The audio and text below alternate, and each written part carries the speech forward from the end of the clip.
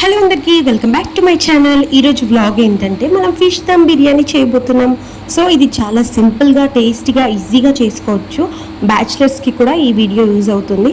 So process start చేద్దామా. ముందుగా ఒక ప్లేట్ తీసుకొని అందులో అల్లం వెల్లుల్లి పేస్ట్, సాల్ట్, ఫిష్ మసాలా, పసుపు, గరం మసాలా, కొంచెం ఇంట్లో ఆల్ ఇంగ్రీడియంట్స్తో కలిపి ఒక మసాలా చేస్తారు. అది ఉంటే వేసుకోవచ్చు, అది ఆప్షనల్. కావాలంటే వేసుకోవచ్చు, లేకపోతే లేదు. అండ్ కారం వేసుకొని మొత్తం ఒకసారి కలుపుకోవాలి. కొంచెం ఆయిల్ వేసుకొని లేదా కొంచెం వాటర్ వేసుకొని పేస్టీగా చేసుకొని అదంతా మనం ఫిష్కి పట్టించాలి.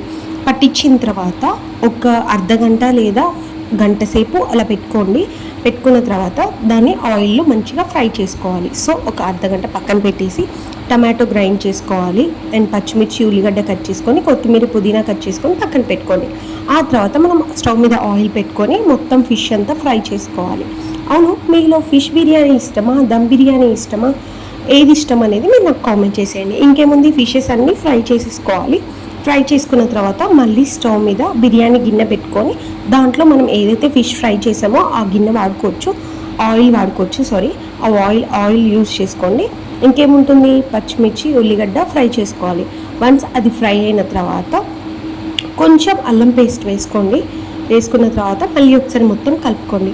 మొత్తం బ్రౌనిష్ కలర్ వచ్చిన తర్వాత మనం ఏదైతే టమాటో బ్యాటిల్ ఉంటుందో అది దాంట్లో వేసేసుకొని మళ్ళీ ఒకసారి మంచిగా నీట్గా కలుపుకోవాలి.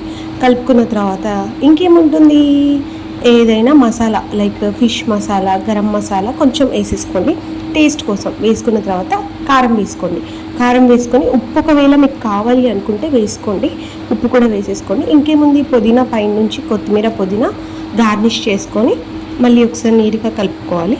ఆ తర్వాత పెరుగు అందులో వేసుకొని మళ్ళీ ఒకసారి నీట్గా కలుపుకోవాలి. మొత్తం ఒకసారి కలుపుకున్న తర్వాత ఇంకేముంటుంది, మన ఫిష్ పీసెస్ అందులో పెట్టేసుకోవడమే. సింపుల్గా పెట్టేసుకోవచ్చు అండి. ఇది చాలా టేస్టీగా ఉంటుంది, మీకు ఖచ్చితంగా నచ్చుతుంది. సో ఫిష్ పీసెస్ అన్నీ మనం అందులో పెట్టేసుకొని దానిపైన కొంచెం కొత్తిమీర గార్నిష్ చేసుకొని పక్కన పెట్టుకోవాలి. ఆ తర్వాత మళ్ళీ ఒకటి సపరేట్గా గిన్నె తీసుకొని దాంట్లో వాటర్ వేసుకొని మసాలా ఐటమ్స్ వేసుకొని కొంచెం పుదీనా, కొత్తిమీర, పచ్చిమిర్చి అన్నీ వేసేసుకోవాలి. వాటర్ బాయిల్ అయిన తర్వాత బాస్మతి రైస్ తీసుకున్నాను నేను. నార్మల్ రైస్ కూడా తీసుకోవచ్చు, నేనైతే బాస్మతి రైస్ తీసుకున్నాను. ఇంకేముంది, రైస్ వేసుకొని మొత్తం ఒకసారి కలుపుకోవాలి. ఒక 70% కుక్ అయిపోతుంది ఆల్మోస్ట్. కుక్ అయిన తర్వాత ఆ రైస్ని మనం ఏదైతే ఫిష్ది తీసుకున్నామో ఆ బౌల్లో మొత్తం నీట్గా వేసేసుకోవాలి. మొత్తం వేసుకున్నాక తర్వాత కొంచెం ఆయిల్ లేదా నెయ్యి, మీ ఇష్టం ఏదైనా వేసుకొని కొంచెం పుదీనా, కొత్తిమీర గార్నిష్ చేసుకొని దాన్ని స్టవ్ మీద పెట్టుకొని దమ్మించుకోవాలి.